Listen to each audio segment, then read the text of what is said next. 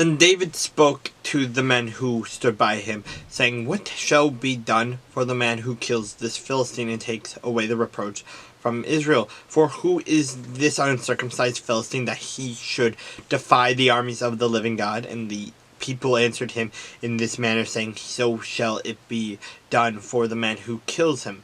Now Eliab, his oldest brother, heard when he spoke to the men, and Eliab's anger was aroused against David, and he said, "Why did you come down here, and with whom have you left those few sheep in the wilderness? I know your pride and the insolence of your heart, for you have come down to see the battle." And David said, "What have I done now? Is it there not a cause?" Then he turned from him toward another and said the same thing, and these people answered him as the first ones did. Now when the words which David spoke were heard, they reported them to Saul, and he sent for him. Then David said to Saul, "Let no man's heart fail because of him, who your servant will go and fight with this Philistine." And Saul said to David, "You are not able to go against the Philistine to fight with him, for you are a youth, and he a man of war from his youth." Now, but David said to Saul, "Your servant used to keep his father's sheep, and when a lion or a bear came and took a lamb out of the flock, I went out after it and struck it, and delivered the lamb from its mouth. And when it arose against me, I caught it by its beard and struck it and killed it. Your servant has killed both lion and bear, and this uncircumcised Philistine will be like one of them, seeing he has defied the armies of the living God." Moreover, David said, "The Lord who delivered me with the paw of the lion and from the paw of the bear, he will deliver from the hand of the Philistine." And Saul said to David, "Go, and the Lord be with you." So Saul clothed David with his armor, and he put a bronze helmet on his head. He also clothed him with a coat of mail. David fastened his sword to his armor and tried to walk, for he had not tested them. And David said to Saul, "I cannot walk with these, for I have not tested them." So David took them off. Then he took his staff in his hand, and he chose for himself 5 smooth stones from the brook, and put them in a shepherd's bag, in a pouch which he had, and his sling was in his hand, and he drew near the Philistine.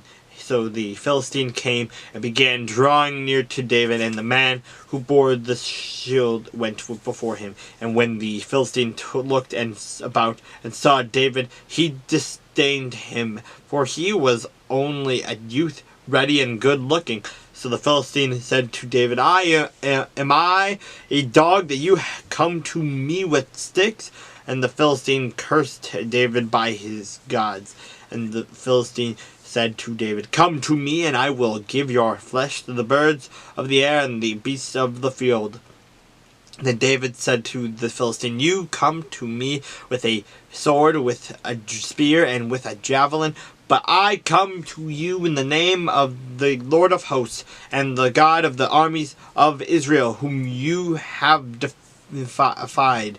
This day the Lord will deliver you into my hand, and I will strike you and take your head from you. And this day I will give the carcasses of the camp of the Philistines to the birds of the air and the wild beasts of the earth, that to all the earth may know that there is a God in Israel. Then all this assembly shall know that the Lord does not save with sword and spear, for the battle is the Lord's, and he will give you into our hands." So it was, when the Philistines arose and came and drew near to meet David, that David hurried and ran toward the army to meet the Philistine. Then David put his hand in his bag and took out a stone and slung it, and struck the Philistine in his forehead.